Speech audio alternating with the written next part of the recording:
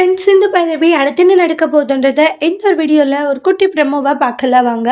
மகா வந்து ரொம்ப ஃபீல் பண்ணி அழுதுட்டு இருக்காங்க.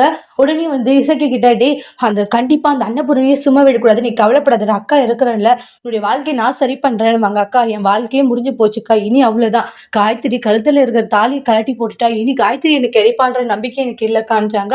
அவங்க சொன்ன மாதிரி காயத்ரிக்கு அந்த செல்லியும் கூட தான் கல்யாணம் பண்ணி வைக்க போகிறாங்க போல. இனி நான் காயத்ரியை நினைச்சு ஒரு பிரயோஜனமும் இல்லை, எல்லாம் முடிஞ்சு போச்சு இல்லக்கா அப்படின்ட்டு ஃபீல் பண்றாங்க. டேய் நீ ஏன்டா லூசுத்தனமா அழுதுகிட்டு இருக்கான்றாங்க. அல்லாது வேற என்னக்கா பண்ண முடியும் சொல்லுக்கான்றாங்க.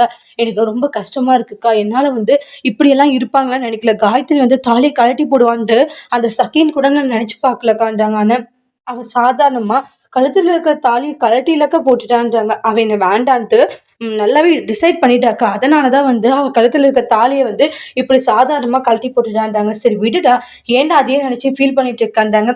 ஃபீல் பண்ணாத வேற என்னக்கா பண்ணி சொல்லிட்டு இருக்க. ஏன்னா இந்த காயத்ரி எவ்வளவு நேசிச்சுன்னு உனக்கு தெரியும், ஆனா அவளுக்கு தெரியலையாக்கா.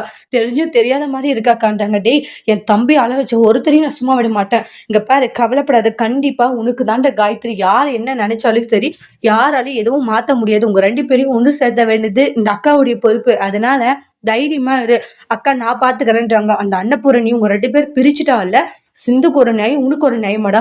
அந்த அன்னபூரணியே உங்களை ஒண்ணு சேர்த்து வைக்கிற மாதிரி இந்த மகா பண்ணி காமிக்கிறேன்டான்றாங்க.